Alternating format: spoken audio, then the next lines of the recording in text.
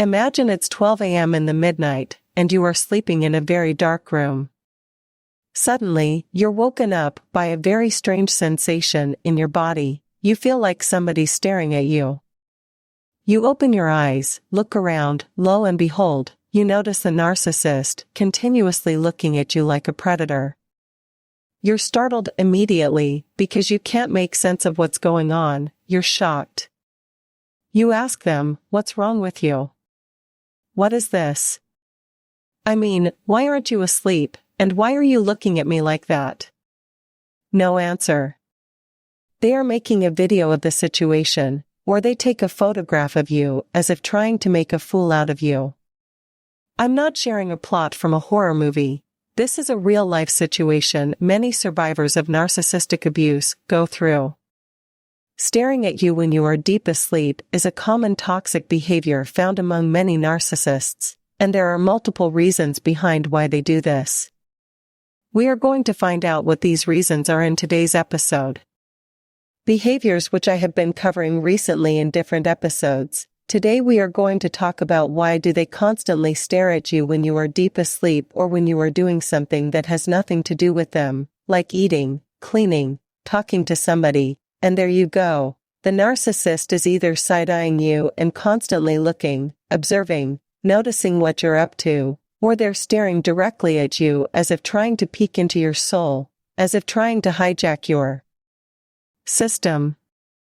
Many survivors of narcissistic abuse have reported being woken up by a bizarre experience of watching their narcissistic partner, friend, or parent standing in front of them, staring while they were deep asleep.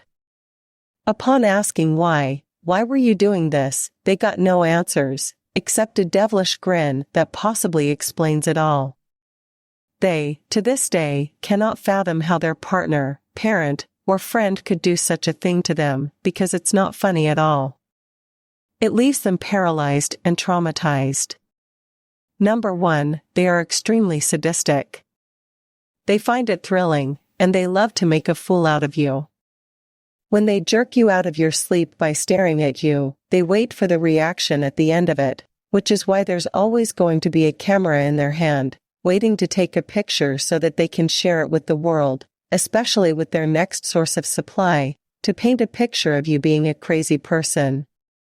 See how big of a fool he or she is. See, this is what I have to put up with. They're so stupid, and so on. This displays their pure lack of empathy, concern, and compassion. They do not care if you have a heart attack from this kind of behavior, because it is truly possible. They only care about the high they get from terrorizing you. The crazy thing is, if you complain about this evil behavior, then you are made out to be the crazy, insensitive one who does not have a sense of humor and who does not understand a joke. This was supposed to be a joke, and it's your fault that you couldn't get a joke. It does not matter how creepy it was, it does not matter that it almost gave you a heart attack, it does not matter that it was unusual, bizarre, eccentric. Call it whatever. No, that is not what we are going to talk about. We are going to solely focus on your reaction to abuse, which was a biologically correct reaction, meaning anybody would have behaved the same way. No, that is going to be the problem, and I am going to make fun out of you. You will be crying, trembling in fear, and I will laugh like a madman. This is how their psychology works. Number 2, they plan and plot a lot. Now I cannot explain how their staring at you is connected to planning and plotting, but I can tell you from personal experience when a narcissist is continuously staring at you with those creepy bulging eyes, know that they're planning and plotting. I don't know if that makes them hyper-focus on you and analyze you, and think only about you, like a laser beam is on you, and they're constantly processing things. Number of possibilities, but this is psychopathic in nature. Recalling a recent experience that I had with a narcissistic friend still sends chills down my spine. I can remember him having lunch, just sitting next to me, and I was playing a video game on the same dining table. The television was in front of me. I noticed he was constantly looking down like this while putting food in his mouth, and his big eyes were on me continuously. I thought, maybe he's just looking at me, that's it.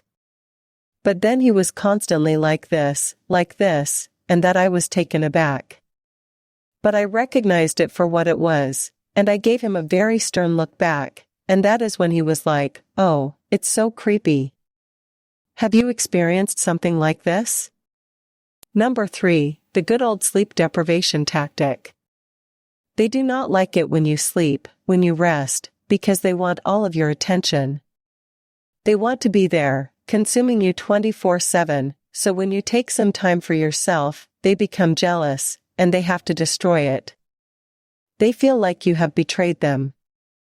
How would they destroy it? By doing something like this, and they will do it purposefully. When you tell them, "I'm going to take a nap," this narcissist starts doing something as weird as this, and you are left feeling torn apart because you can't understand what just happened.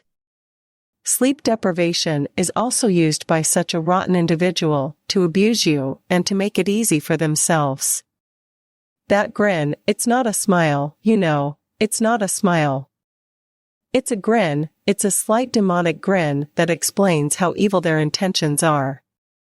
And then there are those people who say, "Oh, narcissists are unconscious, they do not know what they are doing." It's a pure trauma response.